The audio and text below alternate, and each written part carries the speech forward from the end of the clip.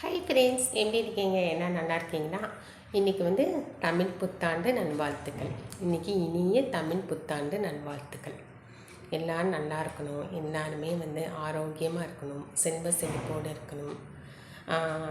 நல்ல மனசு இருக்கிறவங்க எப்போவுமே நல்லது நடக்கும். பாருங்கள், நான் சொல்லிகிட்டே இருக்கும்போது சமயபுரம் மாரியம்மன் வந்து யாரோ எனக்கு சென்று போடுறாங்க. எப்போவுமே நல்ல மனசு இருக்கிறவங்க நல்லது நடக்குங்க.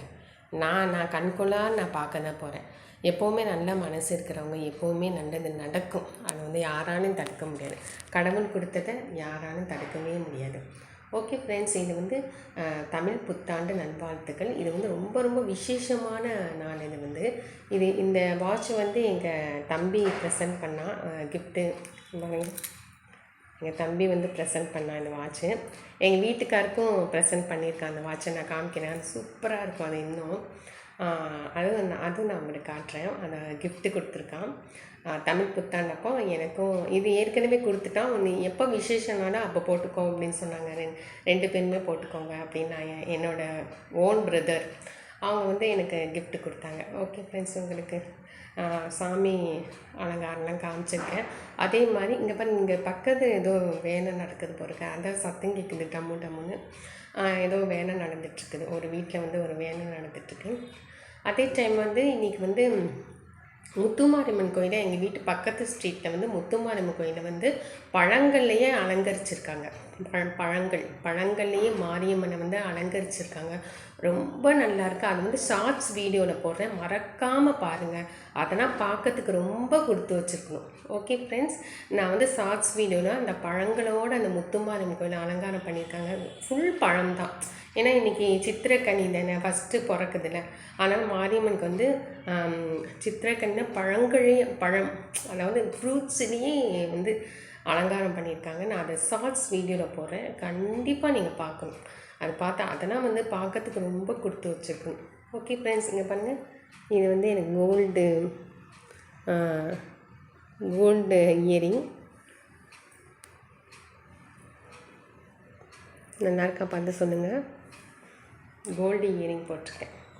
ஓகே ஃப்ரெண்ட்ஸ், பிடிச்சிருந்துச்சா லைக் பண்ணுங்கள். தேங்க்யூ. இருங்க, நான் இன்னொன்று சொல்ல மறந்துட்டேன். இது வந்து சாமியோட கயிறு. நான் இன்னொன்று சொல்ல மறந்துட்டேன். இன்றைக்கி வந்து சமயபுரம்மா தேர். சமயபுரம்மாவோட தேர் வந்து அடுத்தது வெக்காளியம்மன் தேரும் ரெண்டும் சேர்ந்து வருது. ரொம்ப விசேஷம் இல்லைங்க. இந்த மாதிரி வந்து கிடைக்கிறது எவ்வளோ விசேஷம் பாருங்கள். சமயபுரம்மா தேர், வெக்காளியம்மன் தேர், இன்றைக்கி சித்திரை 1 பாருங்கள்.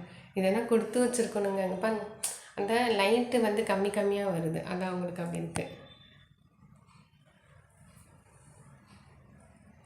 எவ்வளோ கொடுத்து வச்சுருக்கணுங்க. இன்றைக்கி சமயபுரம்மா தேர், வெக்காளியம்மன் தேர் எல்லாம் திருச்சியில் இருக்கிறவங்க கொடுத்து வச்சுருக்கணும்.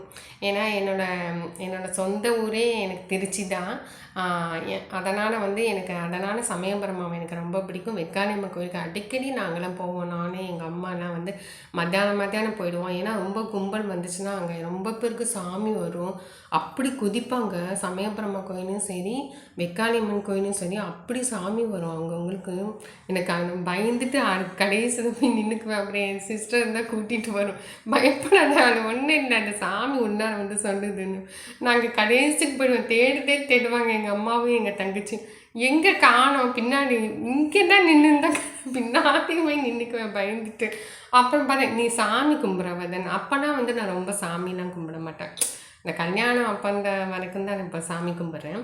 மொத்தம்லாம் வந்து ரொம்ப சாமிலாம் கும்பிட மாட்டேன். கூட்டிகிட்டு போவாங்க கோயிலுக்கு, சாமி கும்பிடுவேன், நான் பாட்டு வந்துடுவேன். பின்னாடி போய் எங்கேயோ போய் நின்றுக்குவேன். லாஸ்ட்டில் யாருமே இல்லாத இடத்துல போய் நின்றுக்குவேன். அப்புறம் வந்து எங்கள் சிஸ்டர் வந்து கூட்டிகிட்டு போவேன். இன்னும் இப்படி பயப்படுறோம்னா, அவள் பயப்பட மாட்டாள். அவன் தைரியமாக சாமியை கும்பிடுவாள். அவள் என் தங்கச்சியும் ரொம்ப சாமி பக்தி. எங்கள் ரிலேஷன்ஸ் சிஸ்டர் பூரா எல்லாம் சாமி பக்தி தான். சமயபுரம்மானா எங்கள் ரிலேஷன் சிஸ்டர் பூரா அவங்க சமயபுரம்மானா ரொம்ப பிடிக்கும். என்னோடய வீடியோ காலில் கூட நான் வந்து விரதம் எடுக்கும் போது அலங்காரம்லாம் அவங்களுக்கு காமிச்சேன். அப்படி பார்க்குறாங்க வீடியோக்களையும். காட்டு அப்படின்னு திருச்சியில் தான் பார்க்க முடியல, நீனாச்சும் காட்டு அப்படின்னு சொல்லி அவ்வளோ வந்து பக்தியாக கேட்குறாங்க. அதுதாங்க எனக்கு வேணும். அந்த பக்தியாக வந்து பார்த்துட்டு போகிறாங்க பாருங்கள். அதுதான் எனக்கு ரொம்ப பிடிச்ச விஷயமே.